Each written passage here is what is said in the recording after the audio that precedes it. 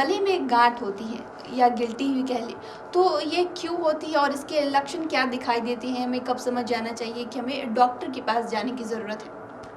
अगर गले में जो गिल्टी आप बता रहे हो, ये बहुत सारे कारणों से हो सकती है।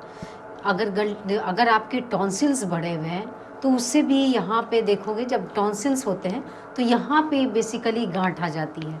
तो ये हुआ टॉन्सिल के कारण। बहुत बार ऐसा होता है कि किसी और कारण से इन्फेक्शन अगर गले में आपके हो गए, जिसे लैरिंजाइटिस या फेरिंजाइटिस कहते हैं, उसमें भी कभी कभी गांठें निकल जाती हैं। जैसे लिम्फ नोड्स, कि देखिए हमारे गले में एक्चुअली लिम्फ नोड का चेन होता है, वो सबको होता है, बट जब किसी कारण से कहीं इन्फेक्शन होता है तो वैसे केस में वो गांठें बढ़ जाती हैं और उसको हम लोग फील कर सकते हैं। इसी को हम लोग गिल्टी कहते हैं। तो ये तो एक तो इन्फेक्शन के कारण हुआ। कभी कभी ऐसा देखा गया है कि आपके मुंह का कैंसर है या आपके गले का कैंसर है, तो वैसे केस में भी गले में गिल्टी आती है। अब कभी कभी ऐसा भी होता है कि ये इन्फेक्शन जैसे टीबी वगैरह का इन्फेक्शन है, तो उससे भी गले की में गिल्टी आती है। तो ये गिल्टी इन्फेक्शन से है, कि ये गिल्टी कैंसर की गिल्टी है, कि ये गिल्टी किसी और कारण से है, इसकी जानकारी लेने के लिए हम लोग गले का अल्ट्रासाउंड कराते हैं।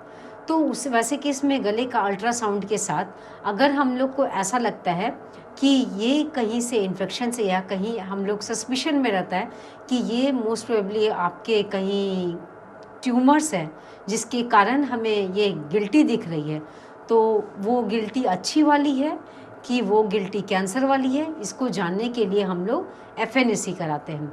इसके अलावा और ज़्यादा जानकारी लेने के लिए सीटी स्कैन कराया जाता है। तो अगर किसी को ये समस्या हुई है तो इसका घरेलू उपचार भी हो सकता है? अगर नॉर्मल गिल्टी है तो घरेलू उपचार से ठीक हो सकता है, या फिर जो बहुत ज़्यादा टेंशन वाली बात हो सकती है, जो गिल्टी कभी कभी बहुत सीरियस हो जाता है, तो उसमें घरेलू उपचार हो सकता है या नहीं हो सकता है? मैं चाहूँगी कि ये बताएं। हाँ, तो मैंने वही बताया कि जब टॉन्सिल्स के इन्फेक्शन होते हैं तो बेसिकली आप देख लो, ये एरिया में टॉन्सिल्स के इन्फेक्शन के गांठ सबसे ज़्यादा आते हैं। तो हमेशा ही पेशेंट बोलते हैं कि मैडम यहाँ गांठ आ गई। अगर यहाँ गांठ आता है तो पहले मैं पेशेंट का हमेशा मुंह देखती हूँ कि इसका टॉन्सिल बढ़ा हुआ है कि नहीं। और ये बच्चों में एक बहुत ही आम समस्या है।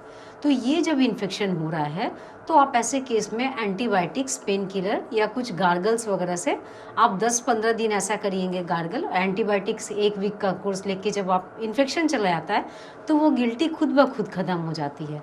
बट कभी आप देख रहे हैं कि ये गिल्टी लंबे समय से चली आ रही है, जैसे 2 महीना, 3 महीना या 1-2 साल से मैंने गिल्टी देखा है कि गिल्टी ठीक नहीं हो रही है। दूसरी बात ये नोटिस की है कि पहले आपने एक गिल्टी को नोटिस किया, उसके बाद आप देख रहे हो कि गिल्टी की संख्या और गिल्टी का साइज़ दोनों बढ़ रहा है। तो वैसे केस में आप तुरंत डॉक्टर से सलाह लें।